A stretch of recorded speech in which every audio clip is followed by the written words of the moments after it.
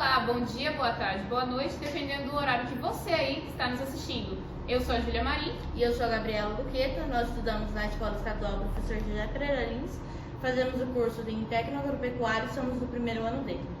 E hoje nós estamos aqui para dar a pauta a um assunto tão delicado que é o Agosto Lilás, o mês de conscientização contra a violência contra as mulheres. Esse podcast está sendo gravado com o auxílio da professora de língua portuguesa Helena Calado e com o professor William de Sociologia. E em imagem e edição estamos com o Diego Gaia. Estamos aqui hoje com a presença das peritas Daiane e Belisa. Fica agora com o podcast Violência Física. Olá, eu sou a Júlia. Sou o professor William de Sociologia. Oi, eu sou a Ana Luísa. Olá, eu sou o Tina. E hoje nós estamos aqui para discutir o tema violência física. E eu quero perguntar para vocês, Daiane e Belisa, o que pode ser definido como violência física? Oi, eu sou a perita criminal Belisa e existem diversas formas de agressão física contra a mulher. Às vezes as mulheres confundem achando que a violência física é só um soco, um chute ou alguma coisa do tipo. Um apertão, um chacoalhão, você ser obrigada a... você ser forçada a qualquer tipo de ato também é um tipo de agressão. Você ser agressão física, né? Você ser colocada contra a parede é uma agressão física. Você ser intimidada, inclusive, eu acho que é uma forma muito comum de homens, por exemplo, se agredirem, é colocar a cabeça um no outro assim e ficar, né, acuando de uma certa forma. Isso também é uma violência física. Então, assim, é muito importante todas nós sabermos o que é a violência física, exatamente para denunciarmos no primeiro sinal, porque a violência ela começa de forma sutil e depois se agrava. Então, para evitar o agravamento disso, é melhor todo mundo saber o que é a violência física. Então, qualquer coisa em que envolva o toque ou a coação física, né, corporal, é uma violência física contra a mulher. Acho que também não só o toque direto, Toque, mas talvez jogar alguma coisa na mulher.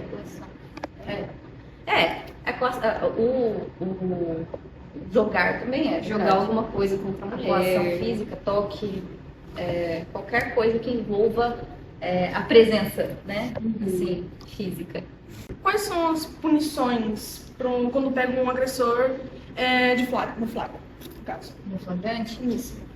Ele é encaminhado à delegacia, né, e aí ele é autuado e preso, né, flagrantemente. Mas você tem diversas outras formas de proteção que a Lei Maria da Penha dá, né? Então, assim, eles podem, além de ser presos, eles podem pagar multa, podem pagar serviços comunitários juntamente com a prisão, e existe ainda a medida protetiva.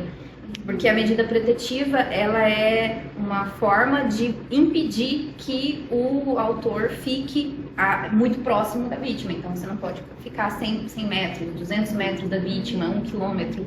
Aí, a decisão é de acordo com a gravidade do que aconteceu. Como é que começa a agressão física? Como começa? A agressão física, ela começa, assim, como a própria Belisa comentou, de forma muito sutil. Então, Muito sutil. talvez hoje o agressor apenas olhe feio. Ele olha feio para você como forma de intimidar. Mas amanhã a agressão evolui para um soco, para um tapa, para um chute, né? Para um chacoalhão. Para um chacoalhão, um puxão. Talvez hoje ele só encoste em você te empurrando de forma sutil, mas amanhã talvez ele taque alguma coisa em você, algum tipo de objeto que venha causar uma lesão, né? E isso pode evoluir para coisas mais graves, né? Na verdade, a agressão ela começa muito antes do olhar feio. Ela começa ali quando quando a pessoa fala pra você assim, isso não é coisa de mulher fazer, isso não é coisa que você poderia fazer. Psicológico. Isso começa muito antes. Então, assim, Ciúmes excessivos. Isso, estímulo excessivo. Tanto que a violência psicológica ela é uma forma de violência colocada na Lei Maria da Penha. Então, assim, ela começa muito antes. Então, só que por ela ser muito difícil de ser Materializada? não materializada, mas Identificada? pela vítima e falar assim, eu tô sofrendo violência doméstica. É muito difícil você ver, né, como que um cara que te fala que você não merece um amor ou que ninguém vai querer você além dele. Isso é uma violência psicológica que começa assim, né, para promover a dependência emocional para depois ocorrer a violência física. Então, é um processo, né, que pode demorar anos ou não, mas assim, é um processo muito longo e que é muito difícil de identificar. Então, por isso mesmo que as pessoas confundem muito que a violência contra a mulher é só violência física, e não é. Como um ciclo, né? Isso, é um ciclo. Isso, Começa exatamente. muito antes da agressão. Eu acredito que a agressão seja o último seja o mais... Começa, por exemplo, na psicológica até evoluir para física. Isso, na psicológica, na moral. Quando, por exemplo, Patrimonial. quando uma pessoa, por exemplo, um coleguinha de escola, publica uma foto de uma menina com quem ele está se relacionando, isso é uma violência moral e entra na violência contra a mulher e entra na Lei Maria da Penha. Então, assim, é muito difícil a gente identificar. Então, e outra coisa, nós mulheres, nós somos condicionadas a perdoar e a pensar, isso é coisa de homem, isso é coisa de menino. Ele fez hoje, mas... Mas ele é um menino bom, ele é um menino que tem família. Então, muitas das vezes, a gente é condicionada a não agir por conta dessa criação, né? Que tivemos muito por conta do patriarcado, do sistema patriarcal que temos, né?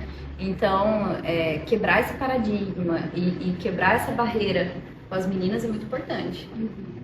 Vocês comentaram sobre a Lei Maria da Penha, né? Que se sabe que ela é muito completa, se não uma das mais completas, né? Reconhecida mundialmente.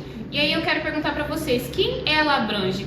Quais pessoas estão incluídas dentro da lei que recebem proteção em um caso de violência? A Lei Maria da Penha protege a mulher, mas não necessariamente o cônjuge, a esposa. Então, é a filha, é a neta, é a mãe, a avó.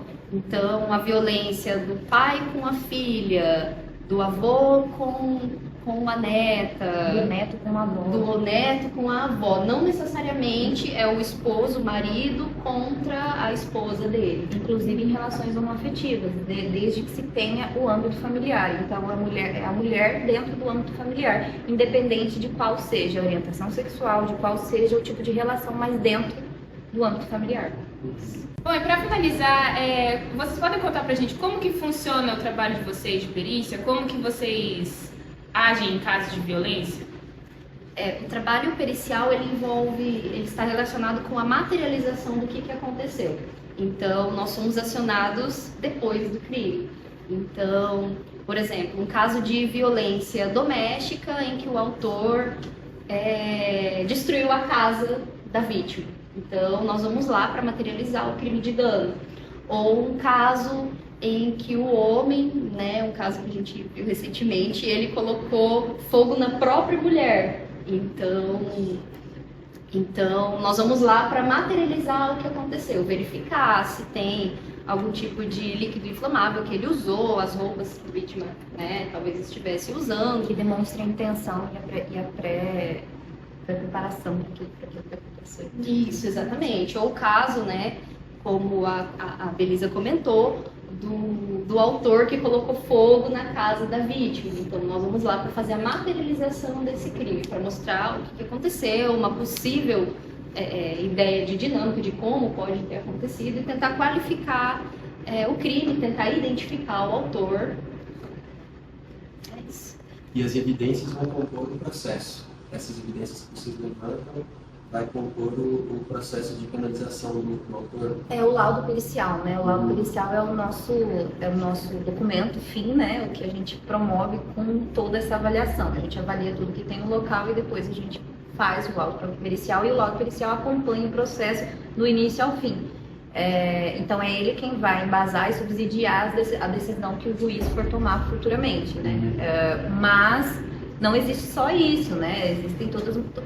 Existe toda uma investigação em volta da violência contra a mulher e não necessariamente, uma coisa que eu queria deixar claro é que hoje a Lei Maria da Penha, ela veio com essa importância que é de não precisar necessariamente você conseguir materializar aquilo, né? Assim, não diminuindo o nosso trabalho, mas a questão é a violência contra a mulher, ela é tão enraizada na nossa cultura que ela precisa ser combatida. Então, eles fizeram dispositivos em que o depoimento da mulher vale muito hoje em dia, entendeu? E além disso, depoimento de familiares que vêm, vizinhos que ouvem. Então, você não precisa, caso a pessoa sofra uma violência doméstica, você não vai precisar ter provas daquilo, materiais, porque a gente consegue achar de outras formas as provas daquilo, né? Então, na análise de um celular. Isso, na análise de um celular, na análise de um são vizinho. encontradas mensagens, né? Isso, e a questão da testemunha, né, com relação aos vizinhos. É uma das únicas leis em que a testemunha Tem a importância. tem muita importância e não só a prova pericial, né? Porque a prova pericial é a mãe das provas, mas quando a gente tem um crime desse, né, a testemunha é muito importante. Obrigado por assistir este podcast. Até a próxima.